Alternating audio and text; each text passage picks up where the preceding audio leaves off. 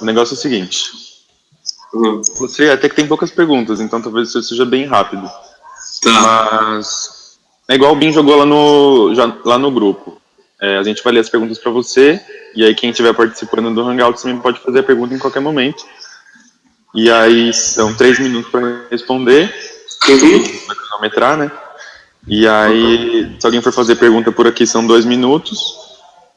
E aí, para réplica, é 1 minuto e meio, eu acho. Tá bom. Você quer começar se apresentando? Me apresentar? Bom, eu sou o Lucas, todo mundo me chama de Chicão. Eu estou na empresa desde novembro de 2016. E eu me candidatei a coordenador ou diretor da GT para continuar essas mudanças que a empresa vem tendo, né?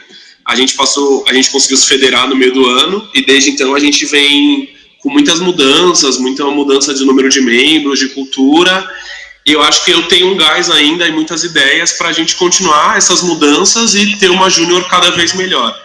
Resgatar um pouco do foco do nosso trabalho, que eu acho que assim, depois da federação a gente acabou perdendo um pouco, então resgatar o trabalho e foco total em projetos. É isso, Rodrigo, não tenho muito mais para falar. Show, tá bom já. Tá tudo certo a gravação, Bin? Tá, tudo certo. Tá, então vamos à primeira pergunta. Lucas, você fala em sua folha de proposta sobre um horário obrigatório de presença na salinha da UFBT Júnior, das 13 às 17, em que haja sempre pelo menos um membro de cada área presente. Visto que a empresa contará com um número significativamente menor de membros na empresa no que vem, e que marcar reunião diária semanalmente já é uma tarefa complicada pelo conflito de horários, como você acha... Peraí. Rodrigo? Peraí. Tá. Como você acha que esse sistema de escalas vai funcionar? Tá. Primeiro que assim, essa é uma ideia que eu sempre quis, das pessoas começarem a trabalhar o mínimo de tempo na salinha, para a gente começar a ser mais produtivo. Esse tempo que eu coloquei das 13 às 17 é mais ou menos o nosso principal horário comercial. Eu sei que a gente trabalha em outros horários, mas esse é mais o nosso foco. A minha ideia é ser uma coisa gradual. Então, assim, eu sei que a gente tem muitos problemas com o horário, tem muita gente de São Bernardo e tal, mas é começar aos poucos. Então, primeiramente, a gente começa, sei lá, todo mundo tem que ter 1 hora semanal na salinha. E depois, tipo, 2. Depois a gente faz um revezamento. Tenta, assim, que a área consiga... das 13 às 17, que cada área consiga cobrir 50% desse período. Para ter uma mudança de cultura gradativa, para a gente conseguir chegar, da gente ter sempre alguém na salinha das 13 às 17. Óbvio que vai ter gente que vai ter mais dificuldade e vai ter gente que vai ter menos. Por isso que eu estruturei por área. Então, por exemplo, se alguém mora longe, tem mais dificuldade de ficar na salinha, não tem problema se uma outra pessoa cobrir esse horário. Porque aí a gente vai estar trabalhando em 2 lados. Um lado, a pessoa vai estar lá na salinha fazendo o seu trabalho, e o outro lado seria mais pelas entregas. As 2 pessoas têm que estar entregando. Mas estar na salinha, se tiver uma pessoa da área que represente a salinha, já está mais do que bom. E ser sempre uma mudança gradual, para também não ficar um choque, sabe? As pessoas não entenderem o que está acontecendo ou ficarem sem nada na salinha. Então, até mesmo com o aumento do número de projetos, mais gente de outras áreas fazendo projetos, conforme a gente for ganhando trabalho para fazer, a gente usa esse tempo da salinha para isso. Tá, entendi. Alguém tem alguma questão para falar sobre isso? Ok, vamos para a próxima então. Não tenho não, hein? Lucas. Oi, não? Beleza. Tá. Quais as ações de destaque da GT nos últimos anos, 2016 e 2017, positivos ou não? O que elas representam no amadurecimento da empresa? Tá. 2016 é difícil falar porque eu entrei em novembro. Então, acho que assim, eu posso falar só o que eu ouvi. Eu acho que assim, a grande mudança da GT em 2016 foi a estruturação de como a GT funcionava. Mas eu não vou falar muito porque eu não vivi a situação. Eu vou mais para 2017. Eu acho que assim, em 2017 a gente começou muito devagar, E a gente demorou muito para começar a atuar mesmo nas coisas. Não sei se foi por sermos todos, a maioria, trainees, ou a gente não se engajou direito, mas eu acho que assim, o amadurecimento que a GT teve foi, nesse ano todo, no final, foi que assim, com os problemas, a gente foi se fortalecendo. Principalmente eu e o Léo, a gente foi puxando e foi enfrentando os problemas. No final do ano, a gente tratou muita coisa de conflito, muita coisa de cultura e clima.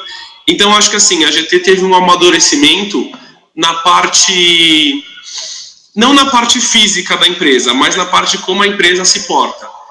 E hoje a gente tem muitas ideias e muitas metodologias que a gente quer implementar para conseguir fazer essa melhoria. E hoje a gente sabe que a GT é uma área que, assim, ela tem que ficar mais responsável e tem que ficar mais próximo aos membros. Por quê? Como a gente trabalha muito em grupo e como a gente trabalha sob pressão e muita discussão, problemas ocorrem. Então a GT tem que estar mais próxima para ela conseguir sempre dar conta desses problemas e reagir o mais rápido possível. Eu acho que, assim, o grande amadurecimento que a gente teve no final do ano é que as coisas para chegar na GT, a bomba tinha que estourar. E acho que no final do ano não, a gente conseguiu antecipar alguns problemas, resolvemos bem esses problemas, e a gente vem para o ano que vem assim com muita força para mudar principalmente a parte de clima e cultura da empresa. Ok. Alguém tem alguma consideração? Não tenho, não. Beleza. Lucas, linhe sua proposta a respeito do acompanhamento de membros e áreas, e para isso você fala de ferramentas e processos. Você poderia explicar um pouco melhor sobre tais ferramentas e como se dariam os processos? Tá. Para começar, eu vou falar que a gente quer no ano que vem estar mais perto da Cia de Talentos. A gente usou muito pouco a Cia de Talentos, eu acho que nesses últimos 2 anos, mas nesse ano, assim, eu lembro que a gente chamou eles para fazer um trabalho com diretoria, mas a gente usou muito pouco. A gente quer que eles participem mais do nosso dia a dia na empresa. E aí, algumas ferramentas, a gente vai usar deles. Mas as principais ferramentas que a gente quer usar é estruturar dinâmicas, e aí dinâmicas de integração e que façam as pessoas darem feedback. Para a gente conseguir começar a amenizar o clima da empresa e melhorar a comunicação. E aí algumas ferramentas que a gente já tem, tipo assim, golpe de estado. Não ser só uma vez no ano, sabe? Ser mais vezes no ano e acompanhar realmente se ele está sendo efetivo ou não. Avaliação de desempenho, que é as pessoas, tipo, como as pessoas estão melhorando dentro da empresa, o que elas estão entregando, desde o começo, saber onde ela quer chegar, o que ela quer crescer na empresa, o que ela está achando. É avaliação 360, então todo mundo dá o feedback de todo mundo. Eu acho que a gente nem conseguiu aplicar isso esse ano, mas é uma das coisas que a gente quer aplicar para o ano que vem também. E aí com isso a gente melhorar a comunicação e essa parte de clima e cultura. E aí também, eu acho que assim, o Léo, no final do ano, depois que ele foi para o EPEG, ele entrou com contato com muitas EJs, inclusive uma delas é RH Júnior, é uma EJ só de RH. Então a gente entrar em contato com essas EJs e ver ferramentas que eles têm. E aí uma outra, mudando um pouquinho de assunto, mas continuando na mesma linha, é uma estruturação de treinamentos mínimos, né? Para, assim, depois que acabar essa leva, antes do 2016.3, um exemplo de treinamento é o 5S, ninguém na empresa teve. 2016.3, 2017.1, ninguém. Então a gente estabeleceu um pouco desses treinamentos para conseguir uma coisa, ter um conhecimento mínimo de todo mundo da empresa. Beleza. Não sei se eu respondi direito. Ficou claro? Não, acho que pra mim tá claro. Eu não sei se a pessoa que fez a pergunta vai achar também, mas até aí... Beleza. Alguém quer falar alguma coisa, algum comentário? Tá. Vamos pra próxima.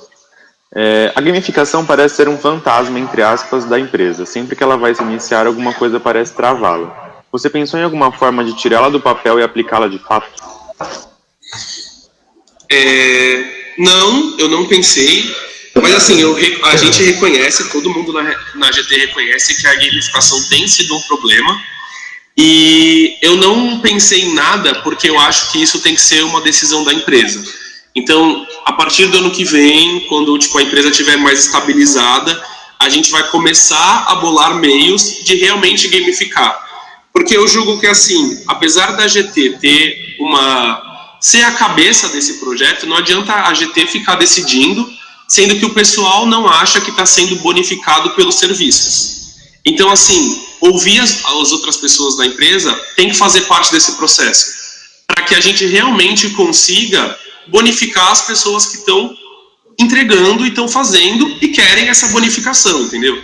Não adianta eu ficar estruturando tudo na GT, fazendo tudo, sendo que ano que vem eu não sei como vai estar a empresa, como o número de membros, assim, está uma coisa meio obscura ainda, a gente não sabe direito, e eu também não sei se as pessoas vão se sentir bonificadas pelo que a GT formar. Então, eu quero que isso seja uma decisão em conjunto da empresa, mesmo a GT sendo cabeça desse projeto.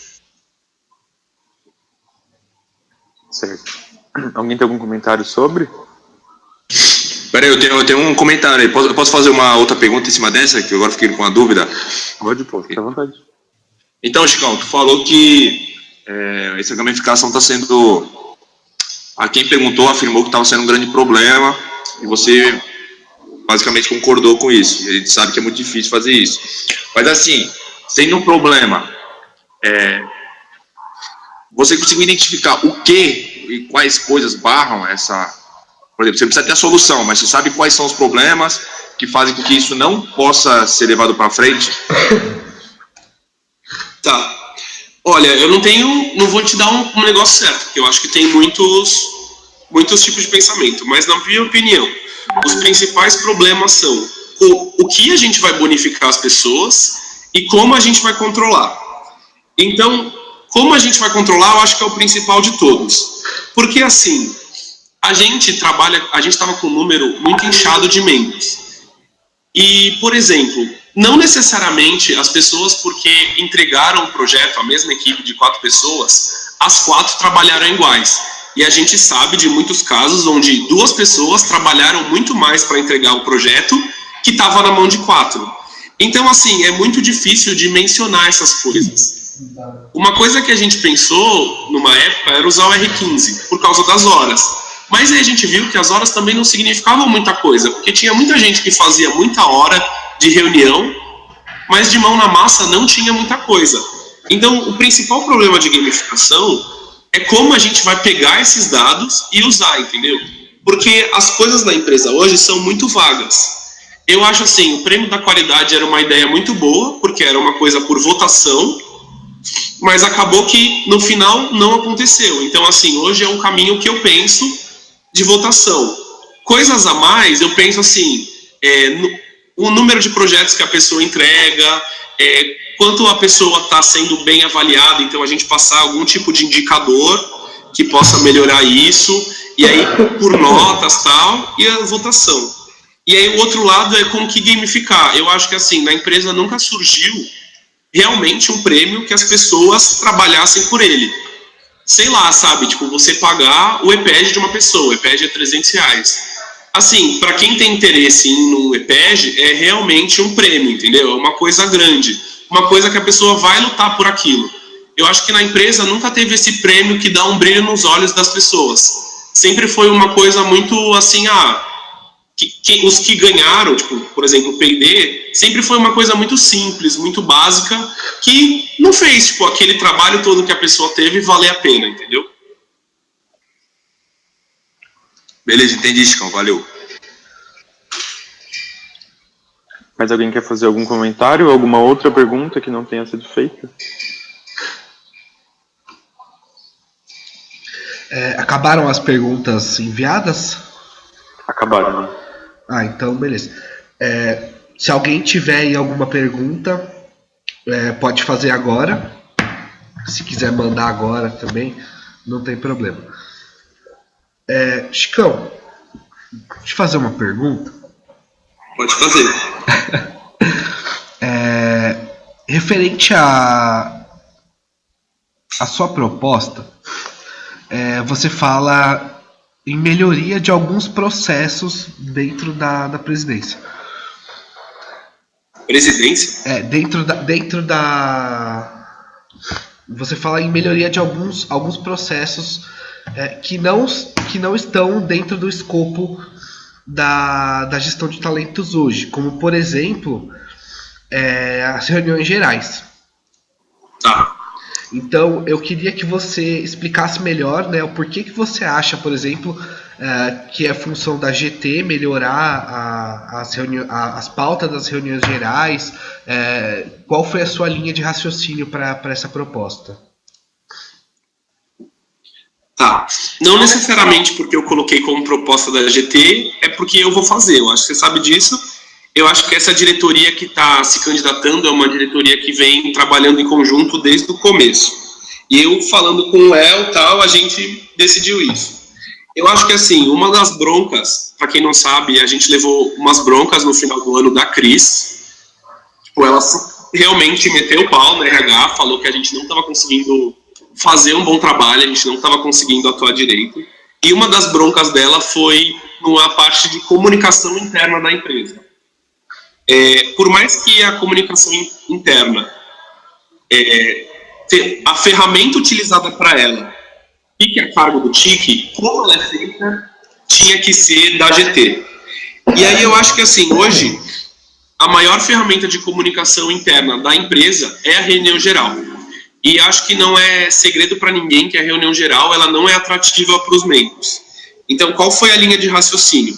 A gente começar a fazer reuniões gerais que sejam atrativas e que elas sejam, assim, tratem pontos fundamentais da empresa. Ano que vem, uma das coisas boas de terem menos membros é que a gente não vai ter discussões tão grandes. A gente não vai ter 40 pessoas numa sala discutindo o mesmo ponto. A discussão vai ficar mais restrita. Então, assim, a gente usar esse momento de um sábado que as pessoas têm que vir para a empresa para poder usar coisas que realmente sejam fundamentais para a empresa. Um exemplo que eu posso te dar, a gente quer trabalhar desde o começo do ano com metas. A gente abriu uma reunião geral com assim, tal área atingiu a meta para ela, tal área não atingiu, a gente está com a meta muito alta, com a meta muito baixa, o que a gente pode fazer? Trazer mais treinamentos, que eu acho que assim, falta um pouco da gente usar pessoas de fora, sejam pessoas de empresa ou sejam pessoas que a gente pode ter contato com a FEGESP, com o MEG, outras EJs. Algumas dinâmicas de integração, de grupo. Eu acho assim, no dia que a Cris veio, apesar de eu não sentir tanto resultado, eu acho que o momento em que ela aplicou tanto dinâmica de feedback como escavo de Jó, tiveram um momento que surtiram um efeito. E aí, com o tempo, como a gente não deu continuidade ao trabalho, esse efeito acabou indo por água abaixo. Mas começar a trabalhar para que os membros fiquem cada vez mais unidos, e eu acho que a reunião geral, hoje, é a forma mais efetiva que a gente vai conseguir isso. É isso. Beleza, obrigado. Mais alguém?